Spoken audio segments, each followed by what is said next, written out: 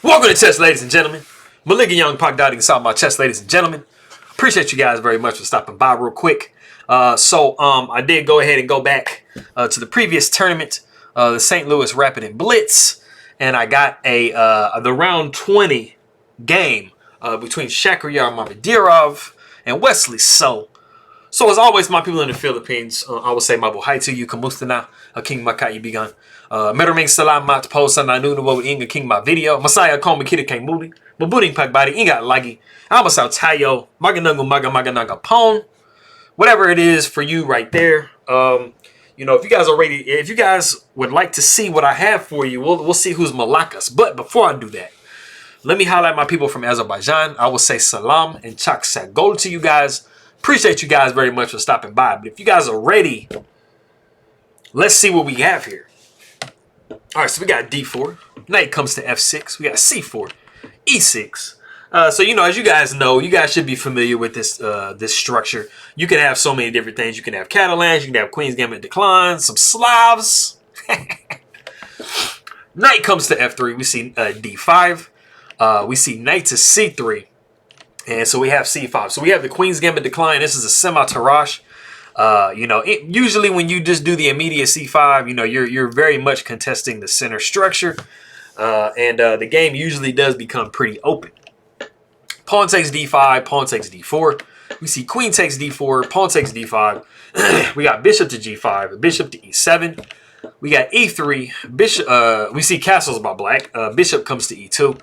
We see knight to C6. And in this particular situation, it is perfectly fine for you to have your queen in the center of the board, but what you do want to make sure that you're being very careful of is when you are playing early on in the game, you want to, be careful about just, throwing your queen into the center of the board because a lot of the times, your opponent can get some tempos on it. So be careful. Queen comes down to D3. We see H6, trying to see what this bishop wants to do. Bishop comes back to H4. We see queen to B6. And, we're trying to throw a little tickle on this pawn and see what's going on. So we see castles by white. White says, I'm not even worried about it. And then we have rook to D8 by black. Now, it's not the end of the world.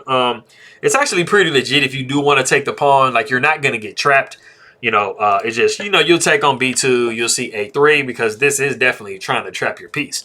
The queen will come back to B6, rook A to B1, queen back to D8, bishop takes F6, bishop takes F6, and then knight takes D5. And pretty much, you just had a really, really long way to just trade pawns. Everybody is still even here. So, like I said, we did see rook to D8, so we don't see the queen grab the pawn at all. Rook F to D1. We see bishop to E6. We got A3, rook A to C8, and then we have B4. And then we do have D4, which is the novelty of the game. And it kind of seems like, black is just throwing their pawn away.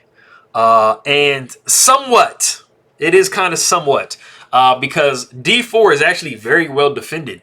So, D4 doesn't really make all that much sense. Like I said, it is kind of throwing a pawn away. So, we got pawn taking D4, knight to D5, knight takes D5, bishop takes D5. Bishop takes E7, knight takes E7, and then we do have knight to E5. And like I said, basically white just, stole a pawn from black. If we do back up, after we see D4, white actually had a little bit better move that they could have actually played. They actually had the ability to go knight to A4. And this is really, really inconveniencing that queen on B6 because there's not really a lot of good places to move it. You would probably see queen back to C7, and then pawn would take D4. You see bishop to D5, and then you see bishop to G3. And as you guys can see, like, white is just getting a lot of tempos on his queen. So, it's not the most comfortable. But like I said, we did get in this position like this, like I said here. And, the pawn is pretty much just like a pawn. Bishop comes back to E6. We see bishop to F3. So basically what white is trying to do is just maximize their pieces. They put knight to E5, bishop to F3. So they're really trying to push their way forward. We got F6, so that knocks the knight down to G4, and we see knight down to F5. We definitely don't really want to trade in this position after knight to G4, bishop takes G4, bishop takes G4, because, the nature of this position is it's very, very open. It's not like a closed position, with pawns locked everywhere. So this bishop is definitely going to be way better than this knight. So we definitely don't want to go into that. So, like I said, knight comes to f5, and we see d5. And d5 is very legitimate. You know, passed pawns must be pushed. The only issue at the moment is you do have, you do have this pawn pinned. I mean, you definitely don't want to capture the bishop because the queen is just going to drop. So, you know, that's not a fair trade. So, you know, it is kind of a delicate situation at the moment. So we see knight down to h4. And then we see bishop down to e2. So it kind of seems like it knocks, you know, black off a little, or knocks white off a little bit. But if you want to actually go ahead and pause the video and see what black plays in this position, go ahead and do so. Okay, cool. So there is actually one right move in the position, and there's another move in the position that seems like it might be right, but it's actually not quite accurate. So what Wesley So actually played in the game was knight back to f5. And if we back up, it might kind of seem like, man, like, can I just take this pawn right here? Because I'm going to take with the rook and it's going to attack the queen. And like, you know, isn't that good? Normally, yes. But actually, you have to be very careful because there's a nice little hidden tactic in this position. And actually, rook takes d5 is actually a mistake. So if we go ahead and go down that path, let's go take rook takes d5. It looks good because you're like, man, okay, you know, I'm hitting the queen. Like, I'm good. Like, you know, the queen's going to have to move. Like, I just want a pawn back. Like, I'm good to go. No. You're actually going to be looking at knight takes f6 with check. And the problem with the position is, after this pawn takes back, you have queen to g3. And this is going to be hitting this undefended knight over here on the rim. So, you know, pawn would take g6, queen comes to g3. And like I said, you are losing this knight. So, basically, what you ended up doing is just giving white back their pawn that they had earlier. And I think that's actually quite difficult to actually see this.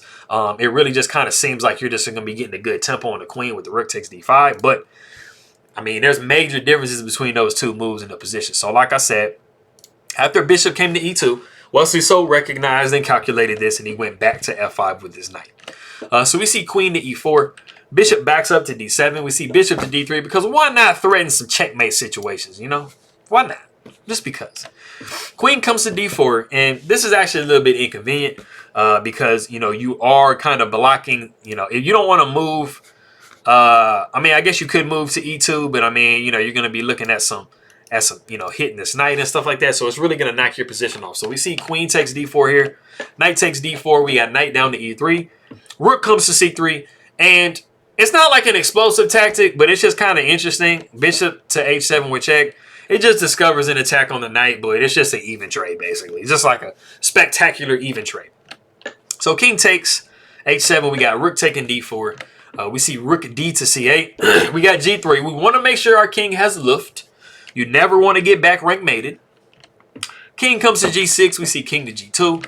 King goes back to f7. We see h4.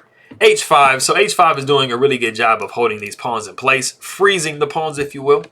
We got a4, b6. We see a5. You know, ideally we'd like to open this up so that this rook can get maximized, but you know, black doesn't really want to allow that. So they go ahead and throw b5. We see a6. Rook comes over to b3. King comes to h2. We see rook down to b2. Now we have to move the king back some kind of way. So king comes to g1. We see rook to c7. We got d6. And you guys have seen this pawn start from d4, go to d5, and now go to d6. So this pawn is actually starting to take over the entire position. Rook comes to c6. We see rook over to e1. Rook comes to a2. And, you know, we're honestly not even worried about this pawn over here. We're like, you know what? Go ahead and do whatever you want to do. My position is so good. I got a passed pawn. You know, I got the two rooks. I got a nice little knight. So we see knight down to g2. You know, we're thinking about redirecting the knight over here. You know, maybe trying to attack some pawns. So the king comes back to f8. We see knight to f4. And then we have... This actually allows a really nice doubling of the rooks on the 7th rank for Wesley So. So... You know, he's you know, kind of giving the game back just a little bit. Knight comes down to d3. I mean, there wasn't really a lot you can do. I mean, there was pretty much knight to d3 or like rook to f1. Those are the two major ways that you defend that pawn. King comes over to g8. And this is actually very, very damaging to Wesley So's position. The king was actually perfectly placed on f8. You know, now, I mean, the king, the rook is able to come into e7. And, I mean, the king is just kind of off sides a little bit. Like, it was much better sitting on f8. Rook comes to a1 with check. We see knight down to e1.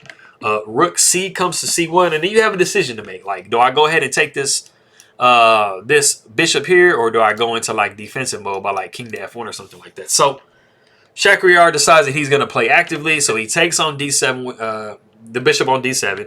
Rook takes e1 with check. King comes up to g2. Rook comes down to g1 with check, but the king is able to just sidestep with, you know, with king to f3, and that's kind of like, you know, where g3 really comes into play, because you can see that like the king was perfectly able to escape, you know, by playing g3 earlier in the game. Rook comes to a3 with check, and then we see king to e4. So, like, basically, the unfortunate thing for Wesley So in this position is, like, white literally has everything they want. You know, they have their king centralized. They have their rooks active. They got this passed pawn. So, those are all the things that are kind of really determining the entire game. Like, nothing else really matters. Rook comes to e1 with check, and then you see king over to f4. King comes to h7. And now you see Shakhriyar just starting to kind of get some pawns. So, rook takes on a7. We see rook to e2.